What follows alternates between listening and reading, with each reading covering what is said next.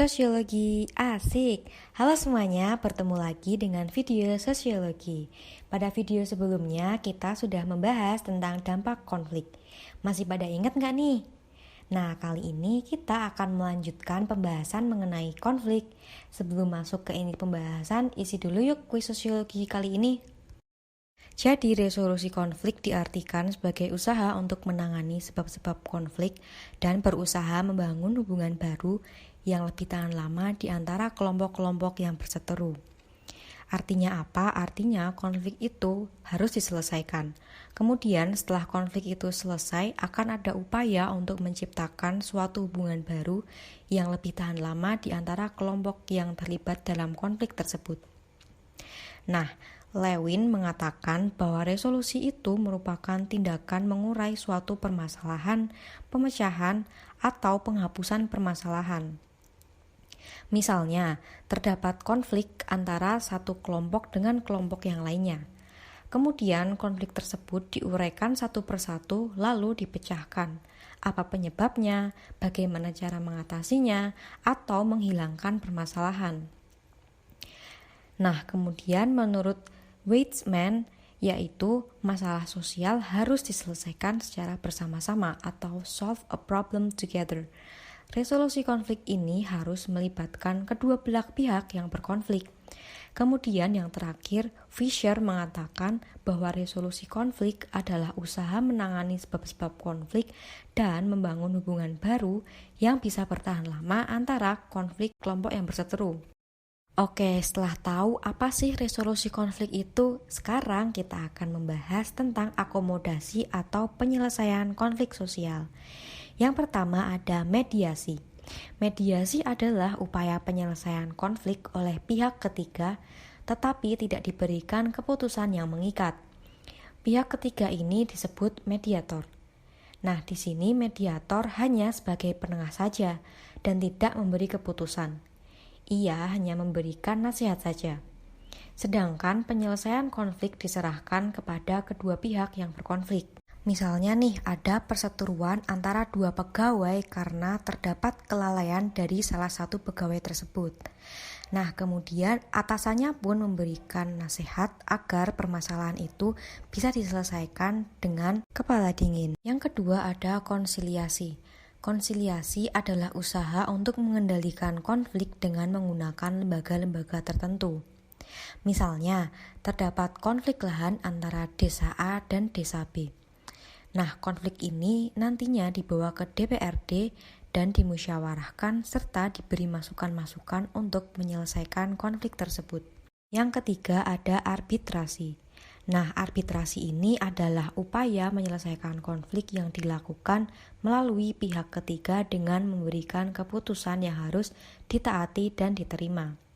Berbeda ya dengan mediasi tadi, dalam arbitrasi ini pihak ketiga memiliki wewenang untuk memberikan keputusan terbaik dalam menyelesaikan konflik. Misalnya, terdapat konflik antara siswa A dan B, kemudian konflik ini diselesaikan oleh gurunya. Maka keputusan gurunya harus diterima dan ditaati oleh kedua belah pihak yang berkonflik tersebut.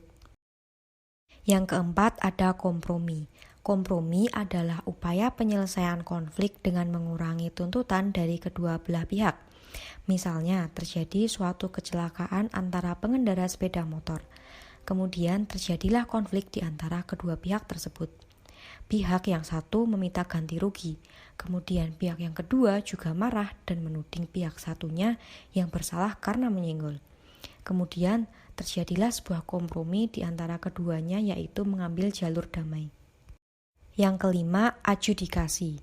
Adjudikasi itu apa sih? Adjudikasi adalah upaya penyelesaian konflik yang dilakukan melalui lembaga pengadilan.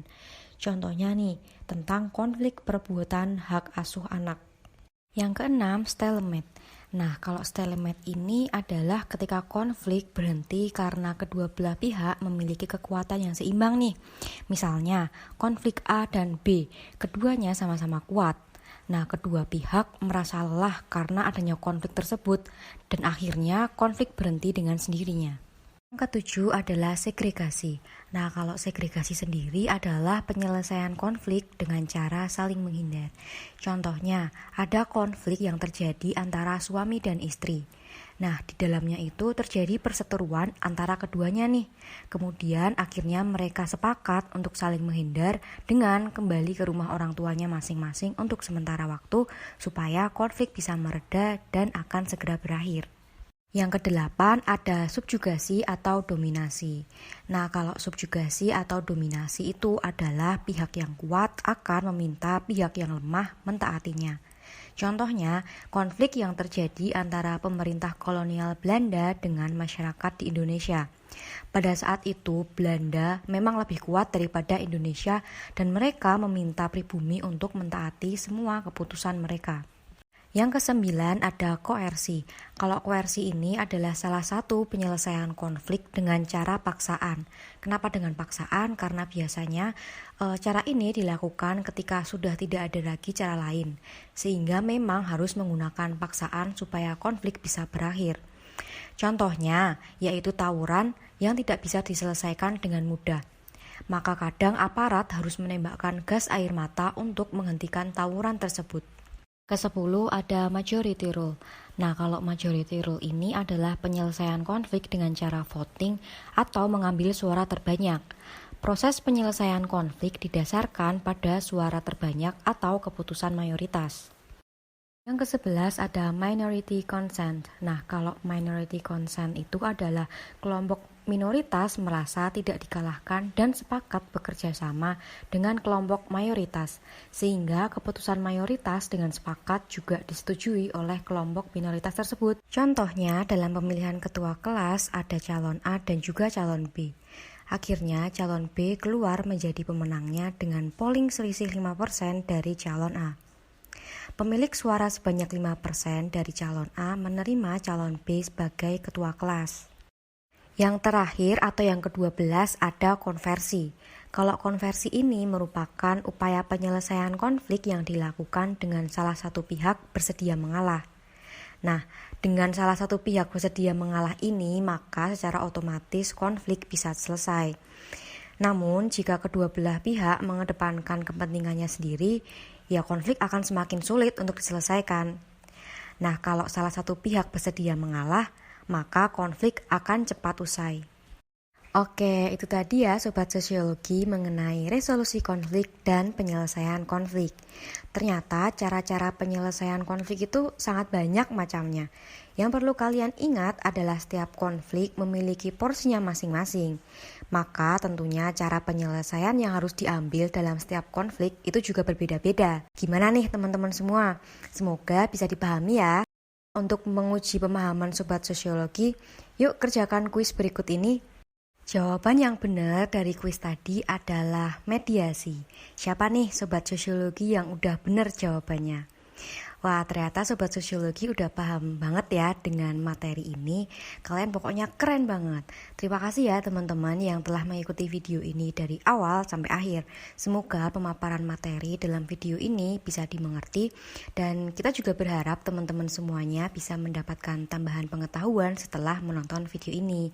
Ya, sayang sekali nih pertemuan kita udah selesai sampai di sini karena semua materi mengenai konflik sosial sudah kita bahas semuanya. Tetap semangat belajar dan jangan lupa jaga kesehatan. Oh iya, jangan lupa ya yel-yel kita, sosiologi asik.